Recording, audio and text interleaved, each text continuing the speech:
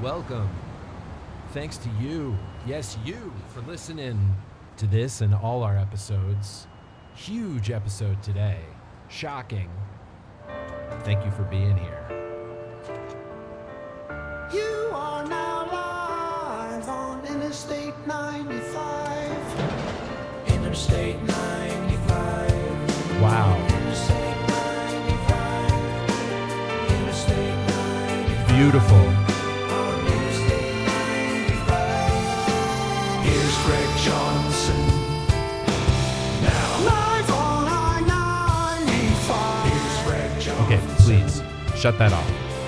Big show today. We're going to double here at the gas station 6 to 6. Thank you so much for joining us. And coming up, Timmy Williams is here. He's walking into the gas station. I can see him right now. Timmy, such a legend, so classic, so funny. A huge fan favorite here at Live on 95, and he hails from South Dakota. Nice. Shout out to all of our wonderful listeners in South Dakota. Much love. And if you're a fan of Timmy, you might want to check out our episode with James Adomian. The James Adomian episode is kind of related. All of our episodes might be kind of related. Just like maybe all of our listeners could be kind of related. You're listening to the #1 most downloaded podcast in the world. That's recorded live at a gas station on Interstate 95. Timmy Williams just walked in. Hey, I was in the area, and I love Fritos, and I was like, I'll go see GJ Dude, on 95 again, man. Here we are. thank you for You're hanging, welcome. man. You want me to buy some Fritos? Are you allowed? No, you get them for free, man. Of course. You get them for free? I get them for free. You get them for free. Well, wait, you shouldn't give me them for free. Won't you get in trouble? Hell no, man. This All is right. your place. All right, cool. That's one of the perks of working at the convenience store in 95. Huge perks. Timmy Sweet. Williams. As I Huge live and perks. breathe, dude. How The you doing? last time, I'm great, man. Good. The last time that you came here, it was a revelation. I think it was the most popular podcast we've had here at the gas station by a mile. Really? Country mile. Yeah. That's really good to hear. I'm glad I was around here, just trying to sell these Ginsu knives, and Still thought selling I'd stop. knives, huh? Still selling knives. Still selling them. Well, still trying to sell knives. It's a hard game.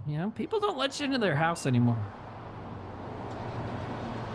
Bro, I bet a Ugh. lot of people want to know what it's Mhm. like in the Dakotas. And what do you tell them?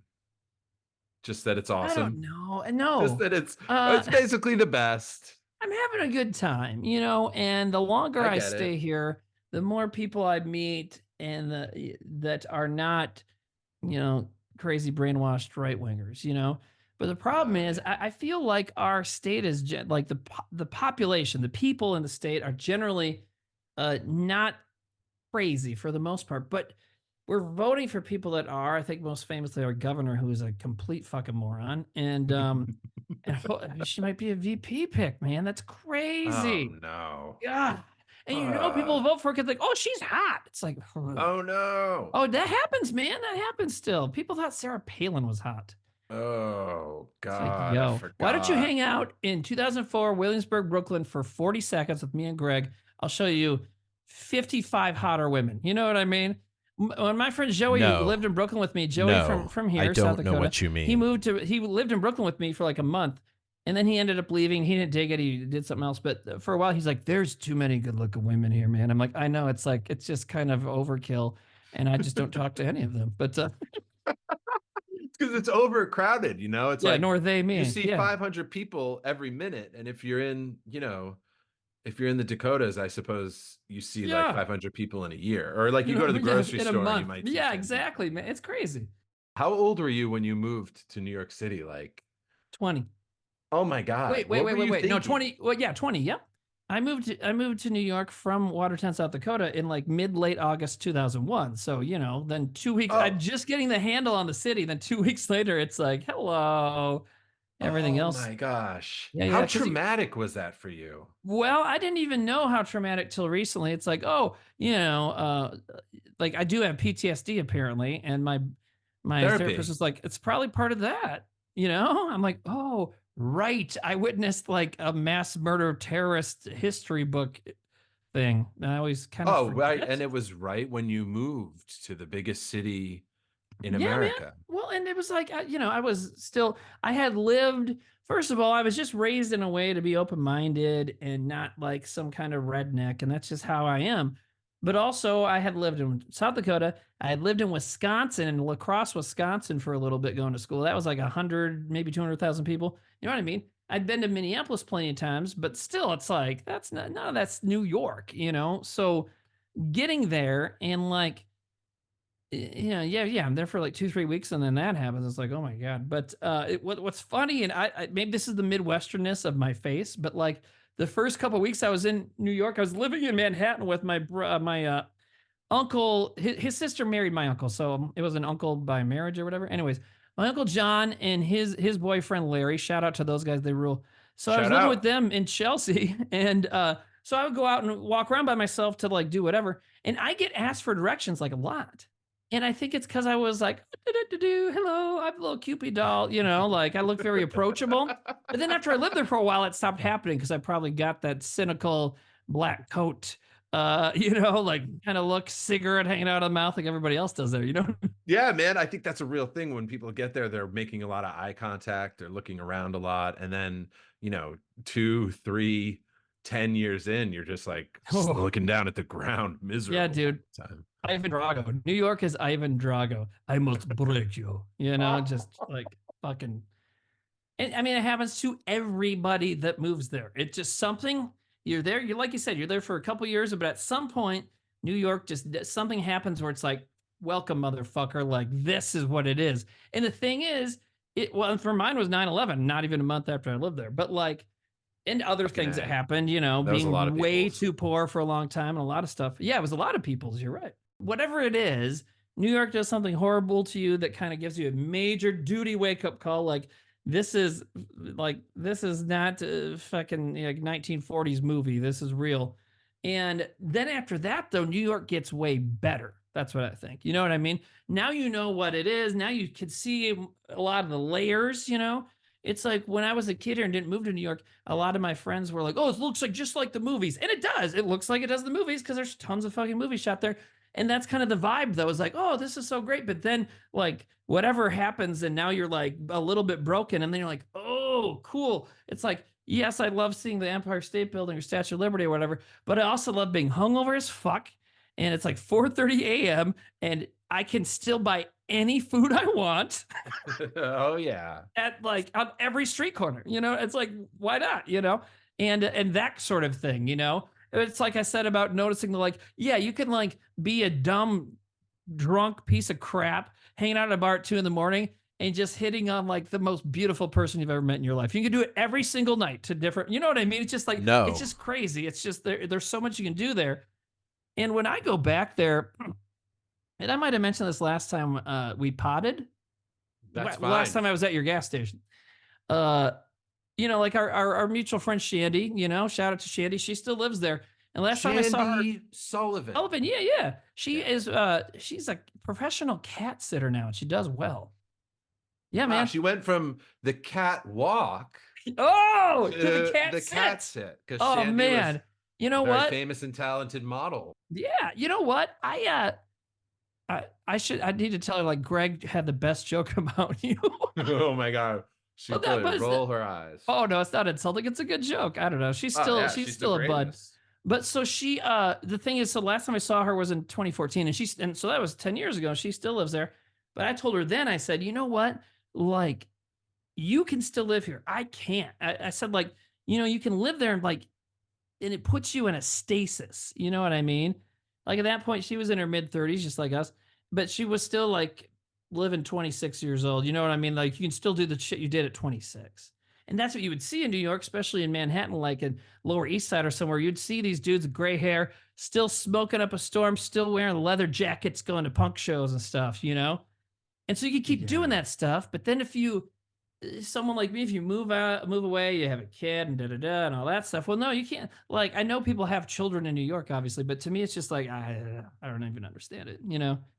Oh yeah, I mean, raising a kid Dude. anywhere for me is like Yeah. mind-boggling, let But alone even in here, it's freaking like, Manhattan. right, man. And it's here, like, I think back on it, like, my daughter's 12 now. I saw 12-year-olds ride home alone on the subway, you know? Yeah. And I know, like, when we were kids, yeah, you could do what, like, you could, like, run off on a summer day and just not come home till, like, nighttime and nobody cared. But now it's not like that. And I can't imagine being in New York. Like, especially me with my really bad anxiety, I take multiple pills for, like, can you imagine me, like, whether I'm at work or at my home and school gets out, and that, like, 20 minutes, 45 minutes, whatever, between when my daughter leaves school and when she gets home to me, it'd be the worst time of my life every day. Because I get anxious about it here. Like, oh God, she's supposed to let me know when she's home. But in New York, where you're like around millions of people and who knows what the hell could happen, and you're in the subway where I assume cell phones still don't work, or do they work down there now? I don't know. They But work. do they now? Oh, that's too bad. It's a nightmare. I bet it's so annoying. It's got to be the most annoying.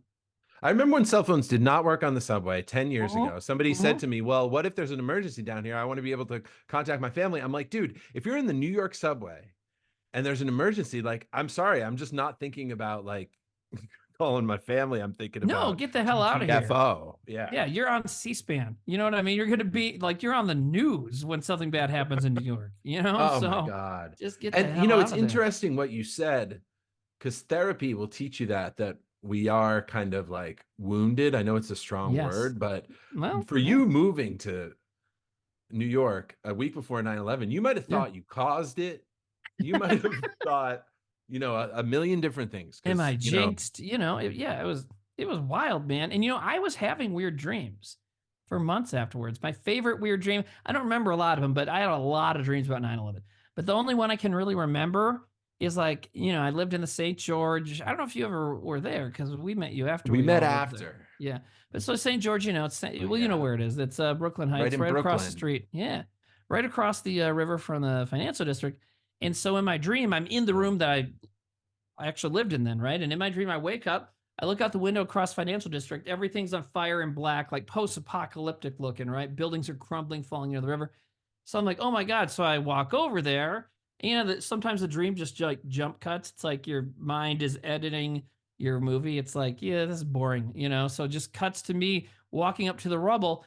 And then there's this Beach Boys album, Endless Summer, where they have the cover. They all have like Okay. long hair and beards. You know that one?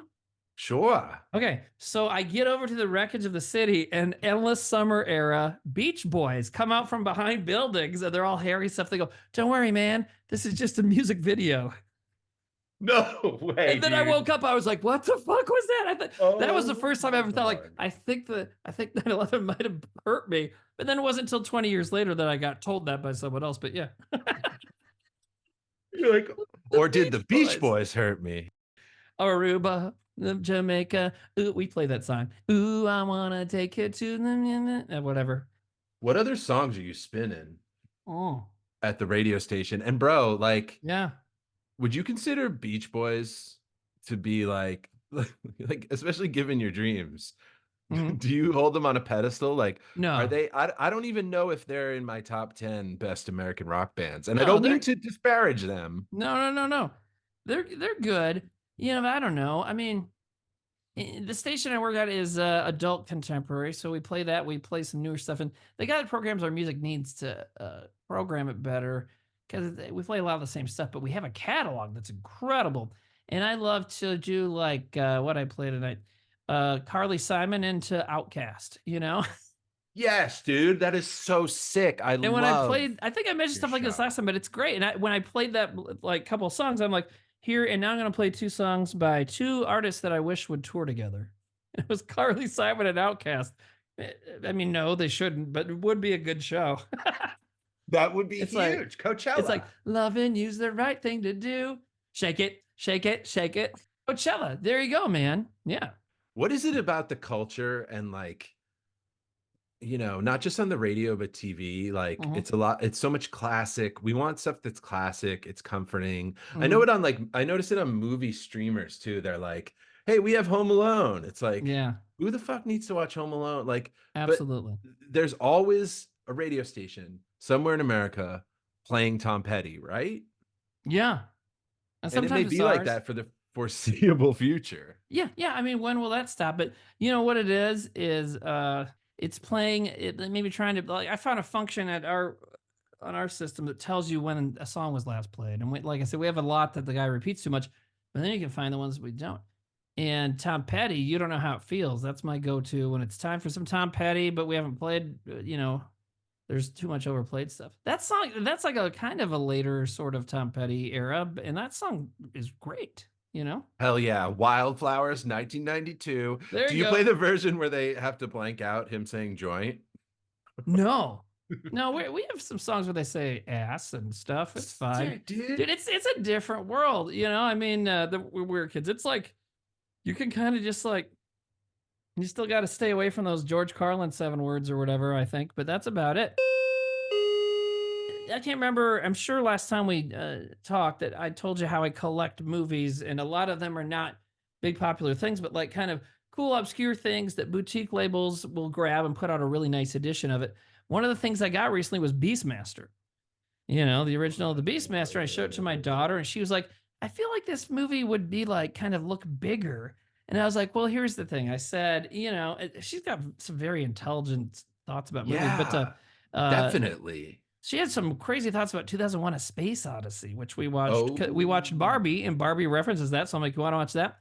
So we watched it, and she loved it until the last 20 minutes. Then she was like, I turned to her after the movie was over, and she was like bug-eyed and crying and not talking. She was like, that really confused me. And I was like, you know what? This is probably, like I said, kids, especially in the Midwest, and adults in the Midwest too, but a lot and everywhere. Adults everywhere, and especially kids everywhere, avoid or just do not get to experience like artistic statements. Marvel movies, like, what's a Marvel movie saying? Hey, here's go spend money. But like 2001, no one really knows what it's saying, but it's definitely saying some shit. You know what I mean? And so she never experienced that before. But earlier in the movie, when the guy floats into the thing to kill Hal and pull the memory card thing out to kill him, and it's silent, right? And all you hear is his breathing, and it's really, really tense. yeah. My daughter, who was not even 12 at the time, goes, or maybe she had just turned 12. She's like, in other movies, there'd be some kind of suspenseful music here, but they're not using anything right now, and it's way more stressful. I was like, yeah. Good. So 12-year-olds noticing that shit is crazy. But so anyway, they're watching Beastmaster, and she's like, I thought it would be be more epic. And I was like, well, here's the thing. I said, everybody my age has seen Beastmaster in 10-minute increments on cable on Saturdays, like for their childhood for like 20 years. You know what I mean? Yeah. That, and what's the other movie you always saw on TV? And I've never even seen it in full, but what's the other movie you'd always see on like TBS and stuff in like 5-minute increments as a kid? Oh my God. It I don't starts with an know. O.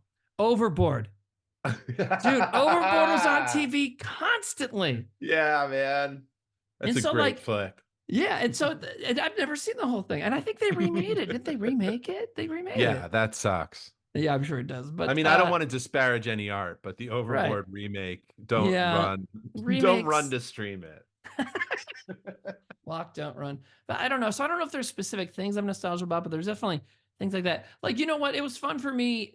One of the last couple Transformers when Michael Bay stopped making them, and they finally made the robots look like how they did when we were kids. That was cool. Nice. Like, it wasn't ever a huge Transformers guy, but it was fun to see like Optimus Prime, like, and you could tell what was his arm and what was his foot and his face versus the Michael Bay movies where it's like, is this just foil?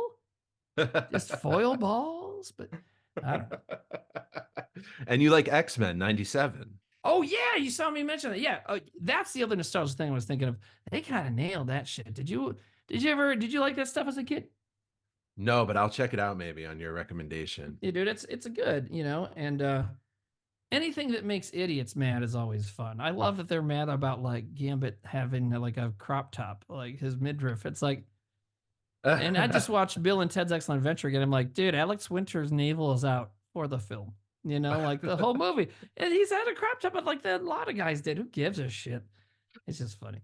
Bill and Ted had a funny thing where like the third one came out in the peak pandemic, right? Yeah, it was like August 2020 or something. Yeah. Yeah, it just didn't hit with me.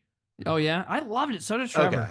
And like the thing is, Trevor. but it didn't, you know, it didn't. I mean, I totally understand if it didn't hit with you because it's weird. You know, it's like a weird thing. Yeah.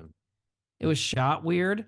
It looked kind of different. And just its existence was weird. It's weird to see Keanu Reeves without facial hair at that point in his career, you know? I've been thinking about Trevor, man. Yeah, you mentioned you and you saw James Adomian come in, and you guys talked about him, huh? That's what I heard. Someone told me that Adomian came to see you, huh? Or was he? Yeah, I hope that's okay. He brought it up. Oh, I'm sure. It's I think fine. it's okay to talk I'm about. sure Yeah, it's fine. I'm sure it's fine. Oh, He's I mean, a- when you he's a listen, good it's man. just him sharing kind, hilarious, awesome stories. But When you met him, was he himself, or was he in character as like Jesse Ventura or Brett Favre or somebody?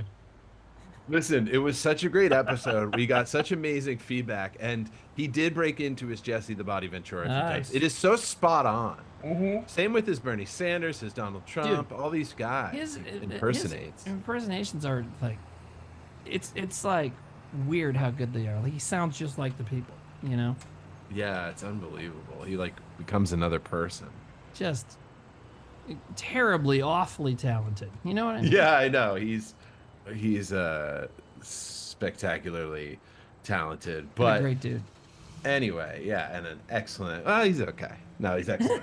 Excellent. Love you, James. Yeah, I always meant to like hit him up after all that, but I never got around to it. But yeah, you know. But I'm glad I'm back here. You know. What do you get to listen to music when you're here?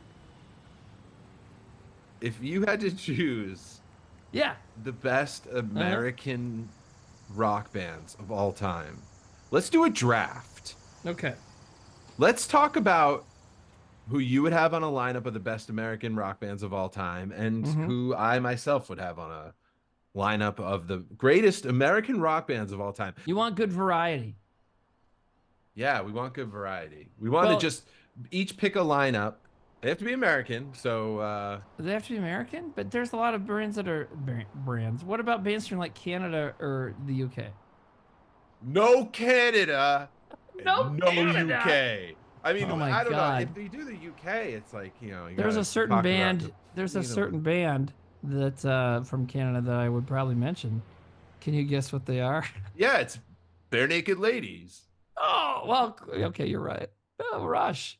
There are the Yeah, poster you back love there, yeah. Rush, dude. Yeah, Wait, I love so Rush. let's start there. Honorable Okay. mention, Rush. Okay, They're Rush. Canadian. We could do North American bands. I mean, I think Um, it's fun. I think it's funny to exclude any country, but especially because I mean, the UK. There's a few very big bands that you wouldn't be able to use. But I'm Yeah, okay with that. like- I'm okay with whatever rules you want. So let's do we're talking American about like bands. if we had a Coachella, but Yeah, we're talking like a Coachella lineup of just American bands, past, present, maybe future. What are the greatest American bands? We'll draft 10. This is a dynamic draft format. We're doing this on the fly. This is I'm so something confused special. about drafting formats. You When go Sam- first, and then Sam I'll and Nate go and I second. did that. No, We'll okay. just go So you want me to back and say a forth. band? You say a band, your number one greatest American rock band choice for your Coachella. DEVO, baby. Always my number one. Devo. Hell yes. We They're don't from care if people are Ohio. we don't yeah, dude. What's round on the end and high in the middle? Oh, hi. Oh, it's okay if people are dead, right? It's great if they're dead. It's great if they're dead. It means they're a better band. Oh, you might be right. I mean, some of Devo's dead. Mark Mothersbaugh's still around.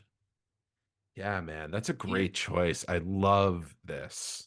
He Devo is one of those bands that like they're not always in the conversation of all-time greats, but when you remind someone that they exist, people are like, "Oh, fuck, right." Like in this Twin Peaks subreddit I make, 'cause I love Twin Peaks. Someone was asking, so David Bowie played a character in Twin Peaks, and so did Chris Isaac. And someone said, "Well, what's another musician who would have done a?" And they both Bowie and Chris Isaac played secret agents, like agents from the FBI or whatever. Someone was asking, like, what other musicians could play, FBI agents in Twin Peaks? A lot of people said Tom Waits, which is a great answer, but I said Mark Mothersbaugh, and everybody was like, "Oh," because they like forget the Devo's around, Yes, bro. But they're cool, So that's my first choice. Devo, I love it. Great potential headliner for your fantasy Coachella. Yeah, man. My first choice, greatest American rock bands. And I'm going to count this as a band. This is my number one. I'm going to go with Bruce Springsteen and the E Street Band. Oh, yeah, that counts. They're great, and they have so many good songs. And Bruce, the boss, seems like a great dude. Yeah, and for whatever they're worth on the recordings, all the classic albums, I saw them live a few times, and oh my God, are they incredible live? Blown away, yeah. Yeah, I would love to see that live. Clarence Clemens, speaking of Bill and Ted's Excellent Adventure, when they go to the future and there's those three people sitting there, one of them, the black dude in the middle, that's Clarence Clemens. Yeah. So there we go. It all comes together. Oh my God, what a freaking genius legend. And, around Christmas time when everybody plays the same songs too much, yes, people play Bruce Springsteen's cover of Better Watch Out or Santa Claus Coming to Town too much, but his little interactions with Clarence there, like, "Hey, Clarence, you want Santa to bring you a new saxophone?" I love that. Yeah, I love it. Yeah, he's like, "Is there a big man in the house with a saxophone?" It's like, Bruce, you fucking know there is, dude. And they kiss each other. Don't they always kiss at the end of a show? Bruce. Hopefully. That's what I've heard, is that Bruce Springsteen and Clarence kiss, like on the mouth. That's huge. And then Bruce was like, not playing states where they put in stupid trans bathroom laws. He's like, "I'm not going to play there." And I'm like, yeah, he's like got a little edge to him, Yeah, man. Bro, so that's a good choice. Is popularity a factor? Do they have to be like something everybody knows? I think this is whatever your definition of greatest American rock band is, but popularity, could definitely be one of the factors. Yeah. So one of my other favorite bands of all time is a band called MU330. Now they're a ska band, you could say, but they also, all my favorite ska bands use that, but along with other genre stuff. And there's actually two I would put on this list. MU330 is from St. Louis, and they came, when I was in a ska band in high school, they came up here to Watertown, South Dakota and played a show with us. And for me, it was like being around, whoever, like the Beatles or whatever. You know what I mean? Like, it was amazing. They were a big deal, and they hung out and talked to us.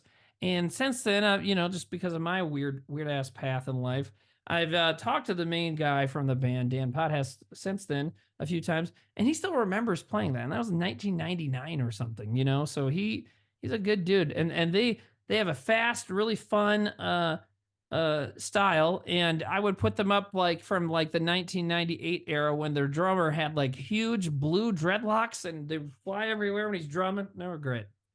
But they have really high energy, and they definitely sound almost like old school rock and roll, just with some ska kind of punk horn stuff in there, So they're good. I'd say MU330, and they have some really great songs. And they're one of their trombone players just turned 60 years old, and me and my friends who grew up listening to them, we were like, "Oh God," Hey man, he's aging like wine. That was gonna be my choice. MU30. Really? MU330. Damn. Yo, man, pick a Boston ska band. Just say Thumper. Fucking shout out to MU330. That's MU330. That's the most praise they've gotten on this show in a minute. Ever?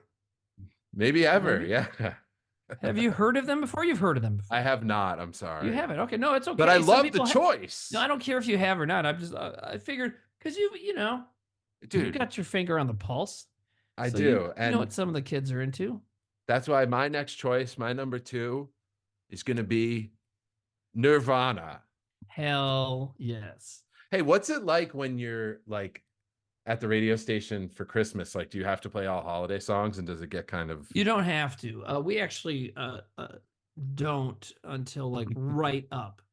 Like we start right around December 1st, right after Thanksgiving, and we you play 1 an hour, maybe 2 an hour. And Then what I do is when I get to like, because we take a break, we get a nice Christmas break. So normally the last day I'm on air before Christmas, I just go crazy and I play only Christmas. But I try and play stuff that people haven't heard all the time. And we can't play hip hop and stuff. One of the other announcers has played Christmas in Hollis, Queens a few times, but I try and keep it as varietal as I can. But Nice, dude. Christmas Eve in Hollis, Queens, Mama cook a chicken and collard greens. That's some good rhyming. Yeah, there's the advent of rap.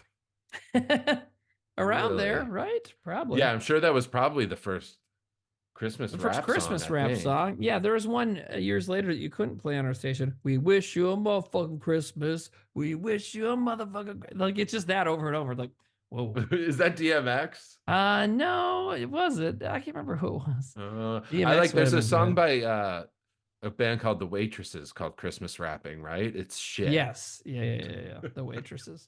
They're my favorite rappers. The Waitresses and the dude from the B-52s. Don't forget to break your jukebox money. Wait, did you used to do a bit about him? Was that you? I hope so. I think it was just like when, we were hanging out, I would do the No, bit. but there's someone there's one of our buddies that did a bit on stage about him. Maybe I'm wrong. Blondie, Debbie Harry, that's like the first charting song with rap in it. And it's because she was like hanging out with Grandmaster Flash. And she raps in it. Blondie. Oh, raps. Sure. She's a great rapper. Do you want to pick them as your third American rock band? Hard. Okay, so you said Nirvana. We didn't really talk about it, but obviously, I mean, they're great. I mean, hello. So far, I have Bruce and Nirvana. Nirvana, I love. It almost goes without saying. Yeah. And you have Devo, excuse me, and MU330. Yeah. Well, yeah, I could go hip hop. I did. I was thinking about this the other day, so I wrote some down. I love it. I feel like this isn't the most talented, most successful, or most famous rapper ever, but there's something about his energy I love, and I think he should be live. Exhibit. X to the Z, because what I like is Exhibit seems like if Chewbacca could rap, like Exhibit's like kind of big and like kind of like he talks about like I'll rip your arms off. He says that in songs and stuff, just like they say about Chewbacca. So I don't know. He's just got but he's like a lovable guy. You know what I mean? He seems like he's probably a teddy bear in real life. You know what I mean? He's kind of not a band, but I'll give it to you because I love it. Does it have to be a band? So does it have to be a musical group? Because I could say Public Enemy. I already wrote it down. Exhibit is locked in. Well, I could say Public Enemy because I have a group of their friends on this. You have 7 more picks. Oh, geez. But guess what I'm gonna do? What? I'm gonna really come with it with my next pick. Bring it. I'm gonna go with the band I love, Public Enemy. They're gonna be my choice. Did you really have them on the list? Yeah, I love it. Okay. Yeah, man. It was gonna be, them and another group boy. I'm thinking of. I sat next to I saw Chuck D 2 years ago, and I gave him his space. I didn't say a word, and that's my story. That's gonna go in my obit. You know what? I give icons their space. You realize Greg Johnson gave Chuck D his space. But okay, Chuck, if you're listening, I bet you appreciated that last bit. It was funny though, because there was a white guy with dreadlocks who approached him, and I was like, "Oh, here we go." I was like, "Chuck's gonna serve this guy his lunch," and then he's gonna. I kid you not, it was comedic. They exchanged phone numbers, and Chuck D even tore a page out of his notebook to write his phone number down and give to this stranger. They must have had like a business exchange or something. Chuck D was sketching in a notebook. Weird. Maybe this white guy with dreadlocks was like from Hed PE or something. What's Hed PE? There was one of those bands around the late 90s or 2000s. I only remember the name. They're like, remember like POD and that kind of stuff? Yeah, maybe he was like that. POD. He was like that. He's like, Mr. He's like, we Mr. are, D. we are. Yeah, excuse me, Mr. D. Mr. D, I'm sorry I didn't interrupt you, but I'm PE. Jonesy from POD. I'm and he's Monkey. like, POD? And he's like, we are. Yeah, Chuck D just starts. He's like, check out my tat, bro. Yeah, he's like, I love POD. He's like, POD is Public Enemy's main influence. New metal, right? New with an Or, umlaut. rap rock was Rap big rock. in like 2000, in the year 2000. Yeah, when 2000, Bizkit, 2001, yeah. yeah. Well, and Rage had come up before that, and Rage was good, and then everybody, as usual, learns the wrong lessons. Rage, You know what I really. mean? Rage, I think Rage could go on one of the Rage greatest should American be on rock this. bands. Yeah. Who do you want to Rage pick is number really 4? good. You got a killer lineup going. We're almost halfway to Coachella. Well, I wanted to Fantasy say this one earlier. Now you Coachella. said Public Enemy. So you have Public Enemy perform, right? Then the last song, they're like, all right, we're going to play Bring the Noise. And then you light up on the second stage Anthrax. And Nice, Anthrax is Timmy. there with Public Enemy, you know? Because Anthrax fucking, they're good. You know, you said metal and I wanted a metal band, but it's like, does anyone want to hang out with Metallica anymore? So I was thinking it's like, oh God, you're just sitting there. And no, I know that you and a lot of my friends are sober now, but you don't want to hang out with sober Metallica. I mean, I probably wouldn't want to hang out with drunk Metallica either. It sounds like they're pretty crazy, but like, you know, it's just, you know, you don't want to hang out with Slayer. You know what I mean? I've heard Dragon Force are a bunch of creeps. So like Anthrax seemed like they're chill, you know? So let's have Anthrax be there. Because part of this is like, you're watching them live, but you're also all in this festival together. You want there to be good, positive energy around, you know? Yeah. I was at the Warp Tour one year, and Jurassic 5 was playing. And They're great. NoFX was setting up, and you know they had those two stages next to each other. NoFX was like kind of making fun of Jurassic 5, and J5 goes that turns into like no effects, more like no respect. Oh, And me and all my punk friends were like, man, NoFX is gonna fucking love that you said that. Like this is not an insult. Anyways, man, Anthrax, that'd be a fun show. bro, that's amazing. I love that choice. Again, you're 4 for 4. But Scott Ian, he has to color his goatee again. You know, he wanted him to do the rainbow stripes again, right? Legendary facial hair on him. Unbelievable. Could So you I'm gonna play- pick this. Yeah. I'm gonna pick this next band. I don't even know what it is, but I'm just gonna go for it. Greatest American rock bands. On my lineup, I'm gonna put Creedence Clearwater Revival. Oh, I was gonna say CCR. that. Yeah. Well, they're Nice. very, you know what? They're very American, like in their style of music.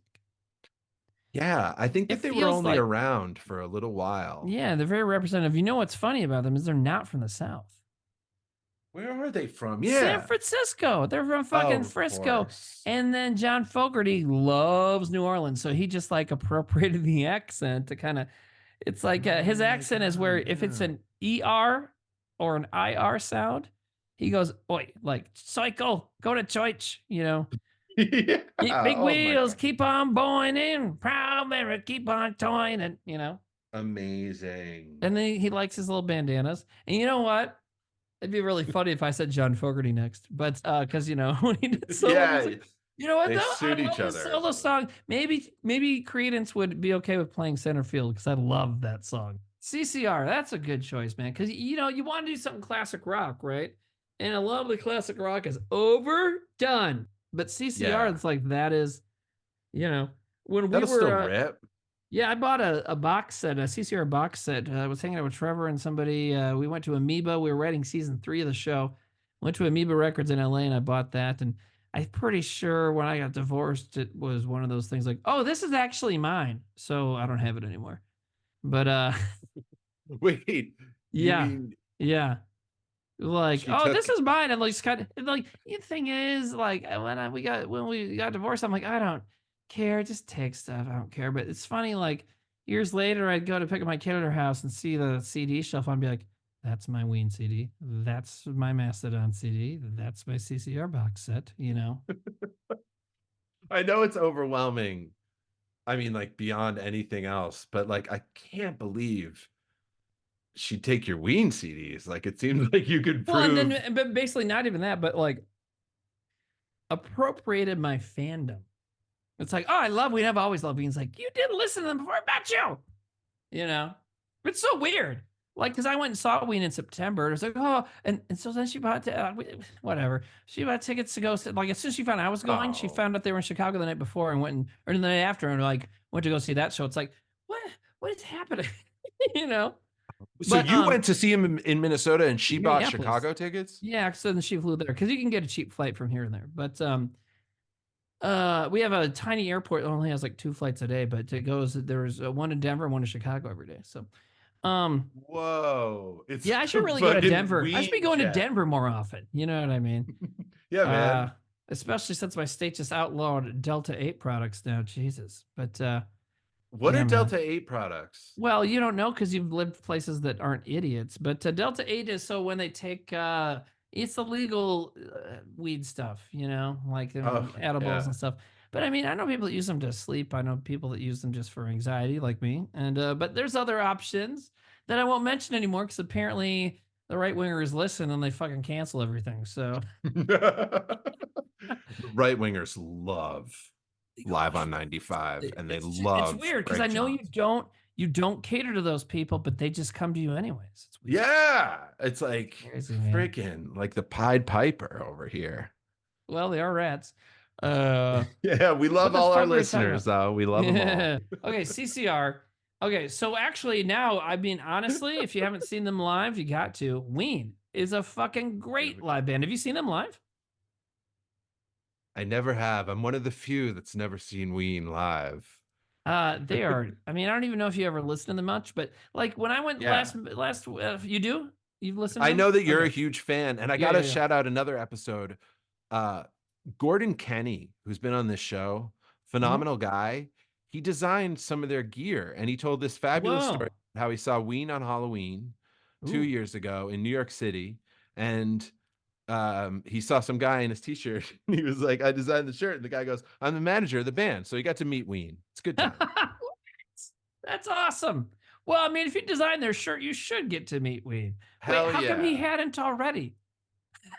Yeah, I know. It's such a funny story. Weird. That's weird. He ended up then designing some of their official merch. He just and I made got his own another stuff. Okay. friend who got a great, I think it was a cameo from Dean Ween, maybe, and he wrote a song. It's like this 3-minute video, the guy writing Aaron a song. It's phenomenal. That's great. So Yeah, long live Ween. Yeah, and when I saw them live just this past September, it was me and some of my old friends who we all grew up listening to them. But then my brother Joe came with. Joe didn't know shit about him. Had a great time at the show because they fucking killed it live. And they're like old guys now, but they're still great. They still play for like 2.5 hours, you know, and amazing. no openers. They just go, you know. So anyway, so they're a great live act, and so that's kind of what I'm thinking too. Is like even if whatever, you know, other things, other reasons, maybe in other situations, maybe not. But no, well, but we know I'm a big fan. But yeah, live, it's like, oh my god, you know. Yeah. I know this isn't the same thing, but before I give my fifth pick, where do we put Fish on American rock band greatness scale? You know, I've never been into them. However, I recognize and because we didn't smoke the right drugs, but we I didn't smoke. You know what I mean? You're in New York City. You're doing fast stuff. I mean, I never did coke, but a lot of our friends did. You're drinking whiskey. I've never even seen it. You've never seen cocaine? I don't think so. Listen, man, really? I mean, come on. We hung out at the comedy scene. You didn't see coke anywhere? I saw coke all the time. Anyway, I really wasn't seeing it. Are you avoiding saying stuff like that since you're at work right now? You don't. No, not at all. I mean, yeah, I'd get in trouble. No, please. Camera. They'll be like, well, this fat motherfucker that came in, he can say coke, but I'm sure glad our employee didn't say anything about cocaine. Yeah, this is I never did it. It's a clean and classy gas station. Oh man. But it is. It's very nice. No, I never did it either. Yeah, I was just, you know what, for me, I just didn't want to put anything in my nose. Oh yeah, and for me, that part was weird. Oh yeah, never, 1,000% same here. And also, when I was growing up, I thought if you did that, you'd die. So I never wanted to be close to it. Yeah, it's one of those things like you could die instantly. When it's like now, you know, it's like, well, that'd be kind of hard. But it's interesting, all the different messaging, because yes, the 80s and 90s when we grew up, the war on drugs was happening. And Just say no. Timmy, you have to remember that now that stuff is laced and it's like worse than ever. And people bring their kits. Yeah, South Dakota's into that shit, man. Fentanyl, you know. So you hear about fentanyl busts here like every day, you know. So it's crazy. Meth was a big thing. That's our time. I gotta we gotta wrap it up. No, I'm just kidding. Oh, we could talk all night. Is fentanyl? Wait, is fentanyl? Wait, do you really have to go? Not at all. No. Okay, I was like, I was totally kidding. I thought you meant like fentanyl was like that's where I draw the line. No. I was totally kidding. We do not discuss the big F. Yeah, we did. Some things I led us into drugs and then. Yeah. Well, no, you brought up Fish, and I'm sure Fish would love to hear the lead conversation in drugs. But so it's just like, you know what I mean? The lifestyle in a city like New York does not trend towards listening to Fish. Yeah. Fish has that kind of country jam vibe. And when you're in New York, it's like hustle and bustle. That's why the most famous kinds of music out of New York are hip hop, punk rock, you know, jazz and stuff that's a lot faster, you know? So fucking A, good call, dude. It's like, you know, because give me that's the what the Ramones. city's like. So, you know what I mean? I mean, Totally. they should probably be on here and yeah, but so here's the thing about Fish too, though, is popularity plays a big part because they might be like the most popular band from America when it comes down to it, given all their festivals and all their touring for 35 years. I knew people that followed them, you know, so. I know when there's a culture like that, there is really something to be said. Now, I guess for Plus, if you invite them to your festival, then I can do mushrooms, you know? So yeah, that's good. Like, the good shrooms will be here. The pure ones that don't have fentanyl all over them. What is this? Is this mold? No, it's fentanyl. All right. I guess if we each have to pick 5 more bands, we may want to do it kind of rapid fire. Okay, let's go. I have some written down. I think I'm going to go with the New York City band we just mentioned, the Ramones. I'm going to throw them on my lineup. Hell yeah. The Brett with the baseball bat. Yeah. Okay. Then I will go with a band I saw in New York that kicked goddamn ass, Van Halen. Nice, dude. David Lee Roth edition, man. The David, it's got to be. I mean, yeah. I mean, dude, there are people that like I have a friend at work who likes Van Hagar over Van Halen. I'm like, and this guy is fucking fascinating because he is extremely straight laced, but also used to be a metalhead, apparently. Sick. And he just says like some really wild stuff, like I like Van Hagar better than Van Halen. I was like, and I just looked at him like, huh. He's like, sorry. I'm like, no, you can't offend me with your taste in music. That's like what you want to like. I just think that's fascinating. You know what I mean? Like, whoa, amazing. Maybe I should put Van Hagar on my list. Dude, wouldn't that be funny? Okay, you booked Van Halen for your festival. And David Lee Roth's like, oh yeah, baby, we're gonna play. And they're like, we also booked Van Hagar. What? You know? The thing is, man, if we also book Van Hagar, then I have to take Van Halen off the list because David Lee Roth will quit. That's a famous story is they reunited and then presented at the MTV Video Awards and fucking broke up backstage. So and volatile. It's like, what is the deal, guys? Like, I don't know, but I saw them in 2007 and they had Wolfgang Van Halen on bass because what's his name? Michael Anthony had quit. That was a fucking show. I mean, David Lee Roth does not leave a fucking ounce off the table. You know what I mean? He is just fucking crazy. They close with Jump, of course. David Lee Roth is riding a huge inflatable microphone like a horse. Obviously, it was supposed to be his dick, whatever. He's got a sailor hat on. There's pink glitter falling from the ceiling. I was like, this is one of the greatest things I've ever experienced. So anyways, Van Halen. I know we're trying to go fast. Sorry, Van Halen for sure. Bro. Yeah. Go as fast as whatever. Oh, we're good. Whatever. But yeah, but there's a lot to get to here. So I got 4 left after this? Okay. Yeah, I'm gonna say my next 2 really quickly so that they sound like more of a band than they kind of are. But Simon and Garfunkel, kind of a band. Yeah. I kind of love them. I think it counts. And then I'm gonna tack on real quick my personal favorite. I know a lot of people wouldn't consider this band one of the greatest American rock bands ever, but I do kind of think they hold a place in a lot of people's heart. and they were kind of futuristic before their time. Mhm. A band out of Stockton, California. Ooh. They're called Pavement. Yeah. You have to What Google them about if the you don't voice know. of Geddy Lee? Yeah, that's a Rush callback. I love it. Rush can be on your list if you want. Let's remember that. Fuck, if you're gonna let me do it, Rush is on it next. I mean, That's great. I think dude, our lineups are pretty much filling out. We got like I two think more we're each. good. We got wait, I think I got three more. No, do I Three more only have each. two Three now? more each. You're right. Oh, three more each. Okay, so Rush, and then I can say another one. Oh, Timmy, Wait, please. Yes. We're counting Rush. Okay, Blue Meanies from Chicago. That's the other ska-ish band, but they would hate that I called them ska. They play extremely fast on their records, and when you see them play live, they double it. It is intense and insane, and it's horns. It's like two horns, guitars, an organ, drums, vocalists, often on a megaphone thing, and then a bass player, of course. It's crazy how fast they play. They're really good to see live, and they're just crazy. The Blue Meanies.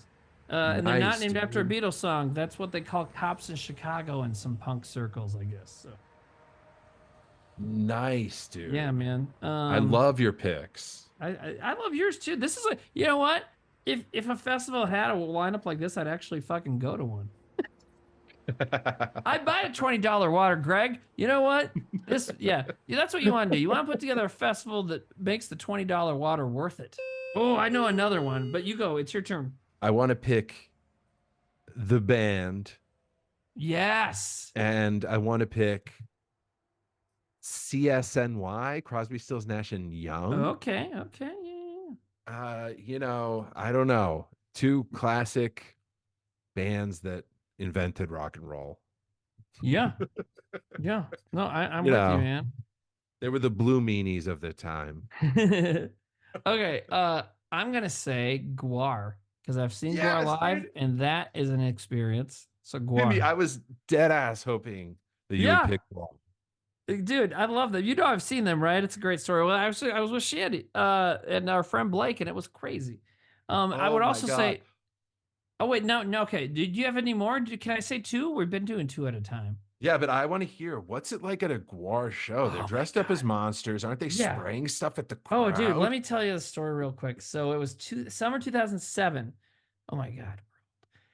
It was, I forget the name of the metal festival. It was Metal Festival. It was in New Jersey because that's where you have to put metal festivals. And it was in a parking lot. And I went with my friends Blake and Shandy. And did we go with anybody else? Yeah, I forget that guy's name. Anyways, so we went. My big thing, I wanted to see Gwar. Gwar was the headliner of the festival. But we had a great time. And this was right when the Whitest Kids show had come out. We were on Fuse. It had just come out like a month before or something. And, you know, Shandy, as you mentioned, had been famous for being on America's Next Top Model and stuff. So, you know, I'd been hanging out with her a lot that year, and you know, she got recognized a lot, you know. But I told her, yeah, like the Whitest Kid show had just come out. It was on Fuse, which is a music channel that play a lot of punk and metal stuff. And I told her, I said, at this festival, this is where I'm going to finally beat you with getting recognized. She's like, all right. And I did. I mean, you know, there's a lot of Whitest Kids fans there. So it was great. But so like Testament was a great show. And then, you know, like Shandy got in the mosh pit and like all the metal dudes stopped and picked her up. You know what I mean? People were just, it was good energy. You know what I mean? There was positive. Metalheads get a bad rap, but there's so many nice ones out there. But then so Gwar takes the stage. And these two kids were like right up at front were Whitest Kids fans. And at this time, there were not very many of those because we had just got on TV, right? So these kids were like, Timmy, get up here. So I got pulled all the way up to the front for Gwar. And yes, they come out in these awesome robot, alien, evil warlord kind of costumes, right? And yeah, they have these dick-shaped cannons, like 3 different points on the stage. And they have these people from their slave pit, like just kind of roadies in crazy costumes, whose job it is to aim the dick cannons at people and shoot stuff at them. And it's always different. In this case, it was like green goo. You know, so basically like green Kool-Aid with no sugar in it. They're shooting at us, right? And I was like at the front of the stage, but there was a dick cannon like right in front of me. So you were right by a dick cannon. Yeah. So here's the deal. I knew that Gwar was crazy and got that. So I wore a white blank, like a Hanes t-shirt, you know, just a white fucking Fruit of the Loom, whatever. And so when they did that, when they started shooting stuff, I made eye contact with the guy armed, like controlling the dick cannon by me. And I went like this, which I'm hooking my thumbs together, crossing my hands and holding up the pinkies was just a giant rock metal sign, right? And I looked the guy in the eye and go, "Give it to me!" And he shot me in the fucking face with this thing. And it went in my mouth, it went in my face, all over. And my friends are with me because when the fans pulled me up, I'm like, "Oh, I can't bring my friends." Yeah. So we all got up there. So they're with me. We're all covered. And we had a great time. Gwar puts on a great show. You know, they do something that's like not 100% kosher, but what they do is that, well, they do a lot of stuff that's not 100% cool, Yeah, but like none of it. but it's like acceptable because those guys are actually like art students from Virginia, you know. Oh, Trevor okay. was in their frat. Like they were older than us, but he like knew some of them or something. Anyways, they're like weird art dudes. So anyways, they always bring out some notorious figure from recent history and cut their head off, like have a puppet of it. Oh, So at this time it was a Virginia Tech shooter, right? And so they cut his head dark. off and it's shooting blood everywhere. Anyway, so after the show, we have a great time, and we were driving back to New York. How could you not? Right. And we stopped at a Denny's, and it was me and my friends Shandy and Blake were all green. Like our skin is green, our hair is green, our clothes were messed up. The dick cannons did their Yeah, thing. dude. And Denny's is like, we go into Denny's and it's not that late. It's like 8:30 or 9. It's just a daytime festival, right? So when it's done, it's still early. So Denny's is like, "Oh, hello." So they like open up one of those areas in the big restaurants where they put like an anniversary party or a high school reunion, you know, and they put us back there, like not around the regular diners. There's children present. We can't have them talking to you green people. But it was a fun time, and so that's why Gwar should be at this festival. You know, Like we have a special room reserved for people who got shot with the Gwar dick cannon. Yeah, I'm sorry. People with bad childhoods have to hit you over here. But I didn't have a bad childhood. I had a great childhood, but I've still messed up. Like we established, it's the Beach Boys' fault. But 9/11. yeah, man. But yeah, Gwar. I mean, that's a great addition. You know, you got to round this thing out. You got to bring up the variety. Good for you, man. You have a sick fantasy Coachella lineup. Well, so do you. This is gonna be good, man. I just want to tack on one more Wu-Tang Clan to mine. Oh, Greg, that choice fun. ain't nothing to fuck with. Sick, bro. So my Hey-o. concert's gonna be Nirvana and Bruce, Mhm. Wu-Tang and Public Enemy, Ramones, Creedence, Simon and Garfunkel, Pavement, Crosby, Stills, Nash and Young, and the band. You said that. Wait, but you said Wu-Tang and Wu-Tang. And Wu-Tang. All Wu-Tang. right, cool. Yeah. And I didn't tell you, I didn't get to the Garfunkel story. When I first moved to New York and I went to Brooklyn College, I worked in their Performing Arts Center. I was an usher. And so sometimes the ushers worked backstage as liaisons. Well, I was the liaison for Art Garfunkel. So my job was to hang out backstage and make sure he was fine. And he was always fine. So I didn't have to do anything. I was always like, "Do you need like a soda or anything?" No. But bro, he walks around shirtless like until he's walking out on a stage and like puts on a shirt. What? Like, He was shirtless around you? like most of the time. Whoa. And Damn. yes, his body hair is red. Oh my gosh. I'm so glad you told me. I have to be prepared for that. Should I ever meet him? Yeah, you never run into him. Just you know, I'm sure when you meet him, he'll probably be wearing a shirt unless you're like at a Russian bathhouse or something. And you'll be meeting him. He'll have a shirt on, and you're gonna shake his hand. You're just gonna think like, "Oh God, I know that right under like a centimeter of cloth, this guy's got nipples surrounded by red hair."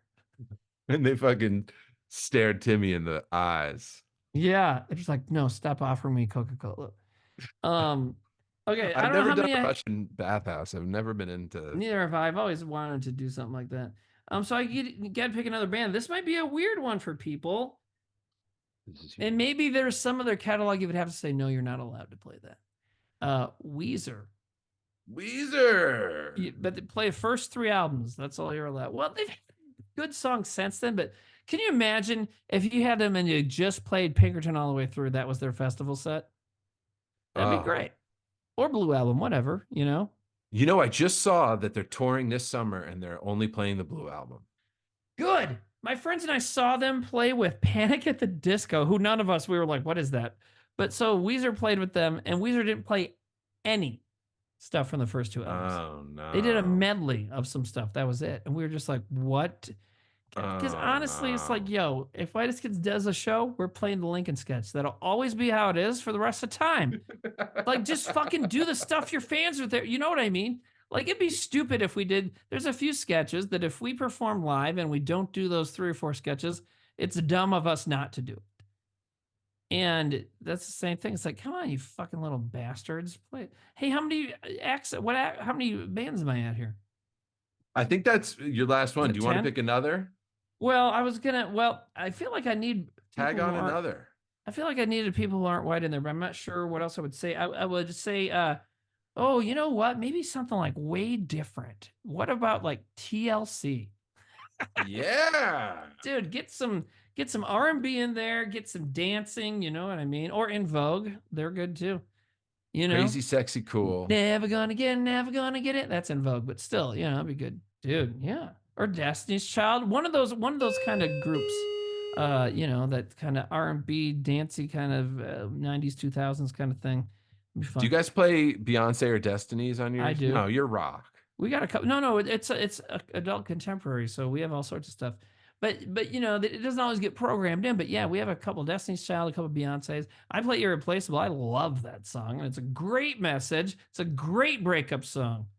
You know, Yeah, what is the man. song? I can find another man in a minute. Matter of fact, he'll be here in a minute, baby. Yeah. That is such like, yeah, fuck you. Like, you hurt me and I know I'm worth it. I already am boning somebody else. Fuck you. You know, I love that. That's great. It's a great message. You know what I mean?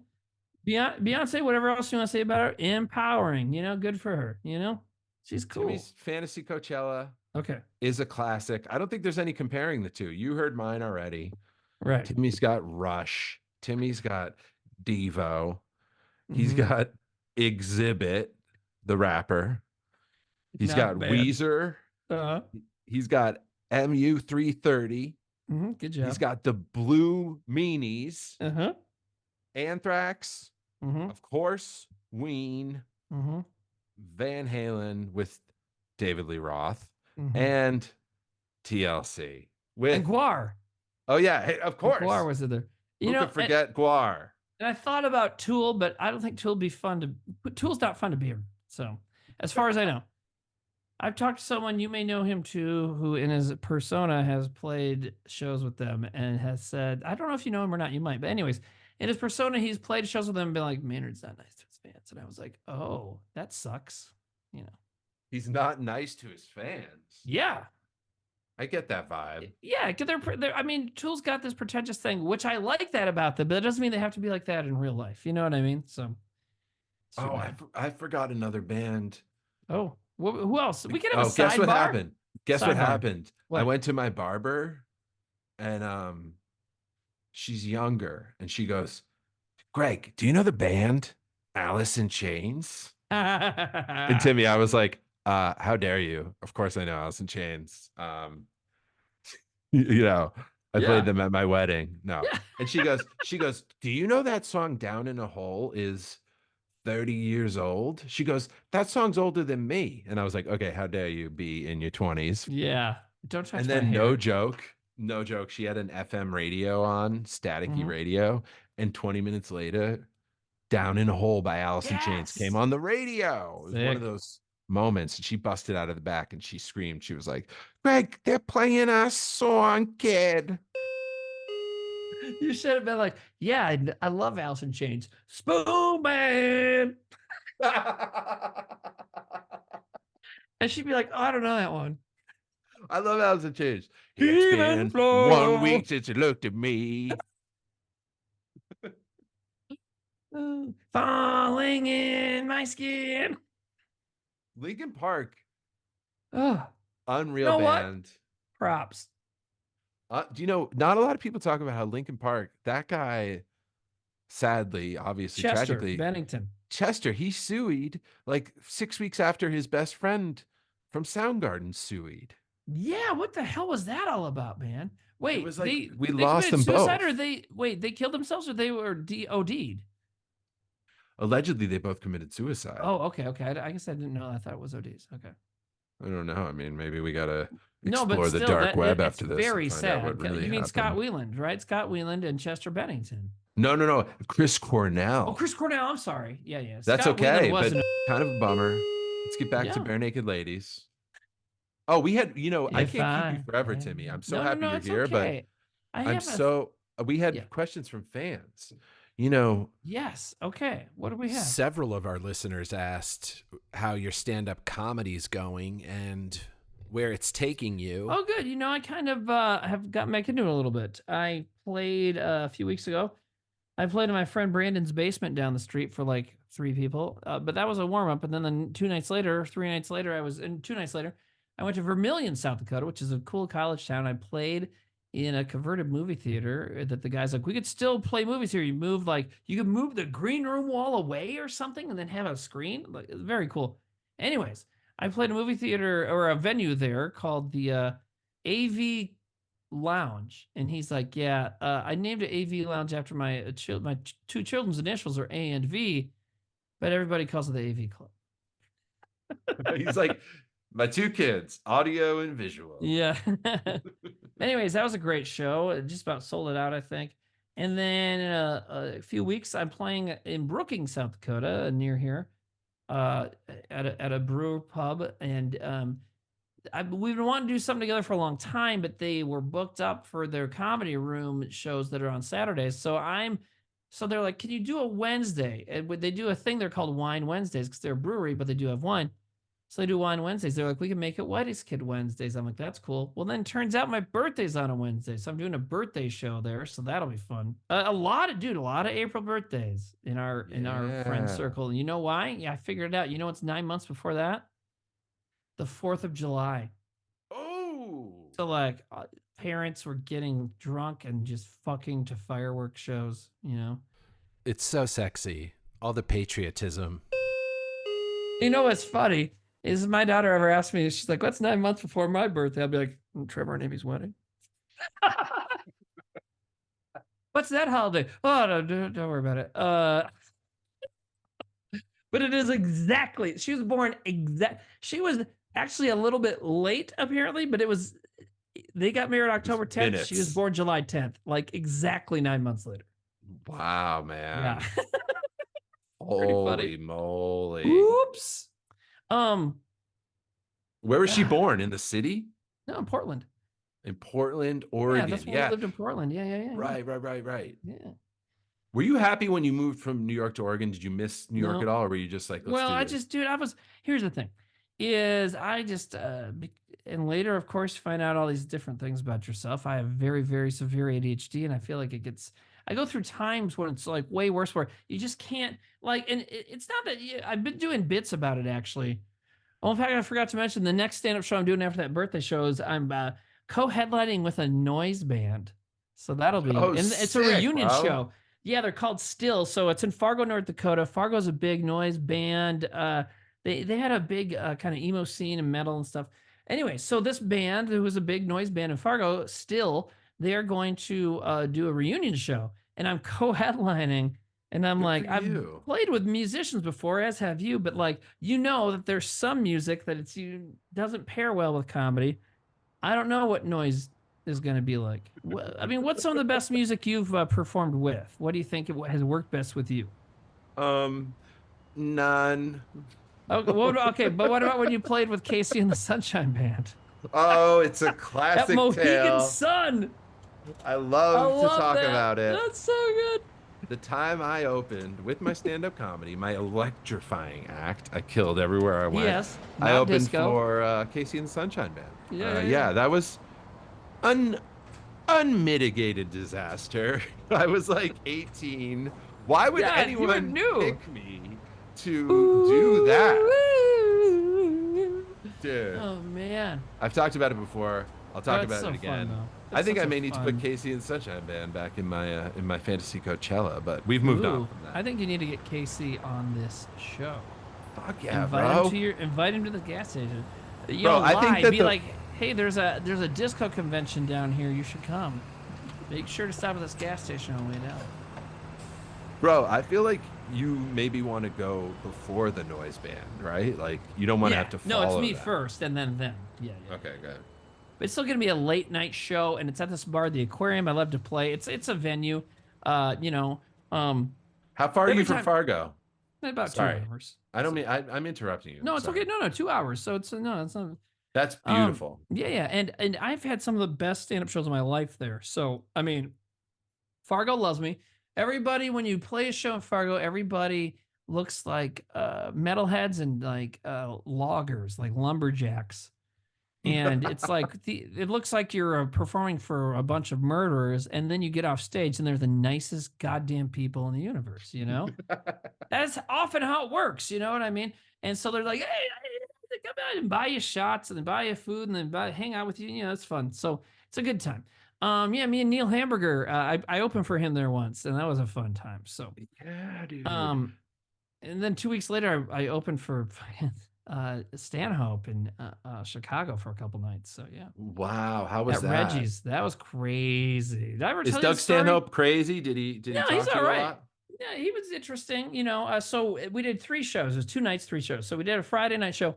Then Saturday we did a show, and then we did a later show, right? So I came back for the late show, and he and his entourage or whatever show up, and they're messed up. And we started late, like we were performing at like 2 in the morning, right?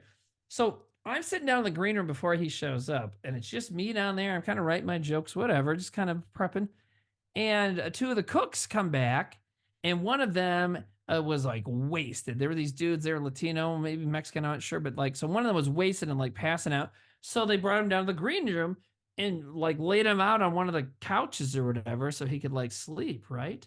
And then so this guy's just passed out there, and I'm just sitting in the room with him, and like, you know, Stanhope and his people come in, and he's like, what's going on here? And I said, oh, that was on my rider. And Yeah. then he told that story on stage and said that. He's like, I stole that joke from Timmy. And I was like, you know what? That's a compliment, right? If like some kind of like legend level comedian, like, I mean, you can't even say he ripped off my joke because he referenced it, because he said it was me, you know? But like, it was cool that he thought it's appropriate to do that. Anyway, so that's going to be a fun show at the aquarium. I'm really looking forward to that. Because that's when I like wear ripped jeans and like a black metal t-shirt and, you know, don't put my hair up, you know, and I get like, it's, you know, I wear the old Converse. I get 2007 Timmy back out of the fucking crate, you know? That's so great, dude. So it'll be fun. That's it'll be a great, good time. man. And then, dude, I'll be done at like midnight, and I'll be like, I'll be the most tired I've been in years since my daughter was like a baby, right? Because you know how it is. It's like, if you perform late now, it's like, what is it, 9:30? Holy shit! I know. I've had to completely avoid noise shows. Yeah, I've been to one other noise show. We saw I almost said Strom Thurmond. No, Thurston Moore. Oh yeah. Who coincidentally was playing with Strom Thurmond. Oh no, so Thurston Moore of Sonic Youth had some other band he was performing with, Straight Up Noise, and it was in Northampton, Massachusetts, somewhere out there. It was Smith College. It was at Smith College, wherever town that is. Is that Northampton? I think Anyways, so. Sam at the time was seeing a girl that went to school there, so we went up there one weekend, and the band opening for Thurston Moore's band was also a noise band, and that was Casper Weinberger and Colin Powell. No, just kidding. But anyways, so there was this noise band opening, and they were going crazy. They threw a tambourine into the audience, and it hit our friend Furu right in the nose, like right here. Oh. And she it didn't quite knock her out, but she was like phased. And so we only watched a little bit. They're of like, Thurston you're in Moore the before we band left. now. Yeah, dude, it was like, what? It was crazy. They hit her hard. It was weird. They didn't try to, but it's still very weird. But I don't know where I was going with that story. But anyways, noise bands, yeah. Hey, so I've been thinking, man, and you know, it's so hard to pick. Like, it's hard to limit your music choice down to 10 or 11 groups, right? It is. We didn't mention so many groups like the Beach Boys and the Doors. I know you love the Doors. Oh, I hate the Doors. But so here's the deal. So I did write another list of 10 bands put on a festival, because I was thinking like, man, it's so hard to narrow it down to 10 bands. So here's what I did. Here's another list I wrote. The Traveling Wilburys. Oh, supergroup. Zwan. Is that another supergroup of Billy Corgan? Right. Oh, I love Smashing Pumpkins. I could. Okay. And then the Firm. The Firm was Jimmy Page, Paul Rogers, Tony Franklin, and Chris Slade. Okay. Oh, And then Damn Yankees. I know High Enough. I could sing that song, High Enough by Dan and Yankees. They're also a supergroup. Yeah, wait, who's in that? Damn Yankees are the Nuge, and who else was in there? Yeah, Ted Nugent. That's all I needed to know. One of my friends has this. I think he created this slang term, but his slang term for, did I tell you this ever? His slang term for smoking pot is "doob the Nuge," and it's so good. It makes no sense, but it's perfect. Anyways, okay, so Damn Yankees, Temple of the Dog. Oh yeah. Okay, the Three Tenors. Oh, sick. Best band. Ringo Starr and his all-star band. Oh, I mean, better than the Beatles. Me First and the Gimme Gimmes. They're the Scott Firm cover band, right? Right, but they're The still a Firm super again. group. They're also a super group. And then another group called The Firm, another super group called The Firm, which is Nas, Nature, AZ, and Foxy Brown. Yes. And then Them Crooked Vultures. Oh, wait, that's a super group? Yeah, dude, because that's like the guy that's like Josh Homme, whatever, from what was that band? I applaud your list. That was awesome. Well, I did research for that one. That's great. I It's a was thinking about it earlier because I was like, a Coachella. super group. Because I was like, wait, because I just thought it was funny. Like, wait, if you couldn't pick between 10 bands, why don't you just kind of pick like 50 bands by picking super Why not? Traveling Them Crooked Vultures was yeah. Well, you go super groups. I mean, as far as a super group that had actually good music, Traveling Wilburys, right? I mean, I love it. they were incredible. I mean, as far as like they just had, you know, that it was just like 5 sweet dudes in sunglasses hanging out, getting stoned with George Harrison's house, just writing fun songs. They weren't trying to be super introspective or super arty. They just wanted to make some great music, and they did, you know. Tom Petty, man, like as far as big musicians, I miss, like, it's too bad he fucking died. He would still be making good tunes, I think, you know. Yeah. He was cool. It's so sad. Have I ever told you about, have you ever seen the movie The Postman? With Kevin Costner? Yeah. I can't say I have seen that. No. Well, and why would you? But so it's like It's a it's like a classic. post-apocalyptic. I saw movie. Waterworld. Yeah. I saw, and like this one was like dry. Yeah, no, it was right after. It's like Land World, but it's based on a book. The book's better, by the way. But so in the movie, yeah, it's post-apocalyptic, and but it's recent enough where people still remember the old days, right? There's people from contemporary times still alive. So, anyways, Costner, the parts of the movie is he finds an old mailman outfit and starts delivering messages to people to kind of bring back some sort of organization to society. But so at one point in the movie, this is not in the book. In the movie, he goes to this little river town that's kind of right by a waterfall. And this is all I remember of it. But so there's a guy there, and it's played by Tom Petty.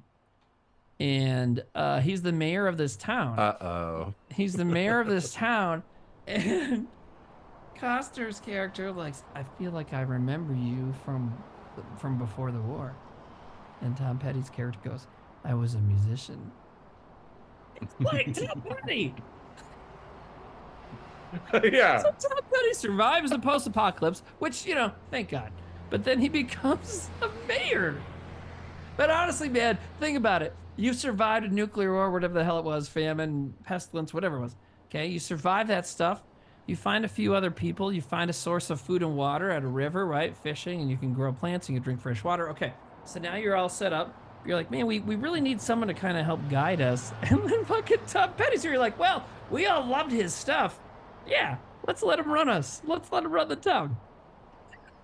We found our leader. It's like, Tom Petty, what's it like to be mayor? You don't know how it be to be mayor. They're going to call their town the Heartbreakers. Tom Petty will lead them. Whenever I do little funny jokes on the radio for certain bands, I always say Tom Petty and also the Heartbreakers. I always say Hootie and his assembled blowfish. Which, hey, why aren't they on the list? Anyways, just kidding. Yeah, Hootie, greatest Darius American rock Ruckers. band. I'll say Huey Lewis and also the News. Yeah. And for Ed Sheeran, I'd say, I bet people hate this one, but I'll never stop doing it. I'll say Big Eddie Shears. And I call Michael Bublé, you know him? Michael Bublé is like one of those vocalists, you know. Of course. I call him Mickey Bubbles. And I always say it in that voice, like, and that was Mickey Bubbles. It's like, people are probably like, what is happening to that man on the air? Like, what's wrong with his DJ's head? Anyway. Dude, would you please give like a professional outro? Like you're listening to this thing on live on 95 at the gas station, and we love you all, and thanks for listening. Yeah, I will if you buy me that pack of snowballs over there. Hell yeah. Hey, bring Timmy Williams, that pack of snowballs, bring them all, bring the whole shelf. Timmy Williams, thank you so much. Thank you for I having me. can't tell you how nice this is to connect with you. It You is. are a We should do this king. all the time. You Yeah, know? I'm down. I'm down. We'll do it again soon. Do it again. That'd be great. I mean, yeah. I gotta come back to this area often and see it, because do you work a lot? I feel like you're here all the time. 6 to 6 every day. So That's a big shift. it's only 50% of my life. All right. Well, if that's how you see it, then I'm not gonna knock it. But At least I you've been get to listening podcast.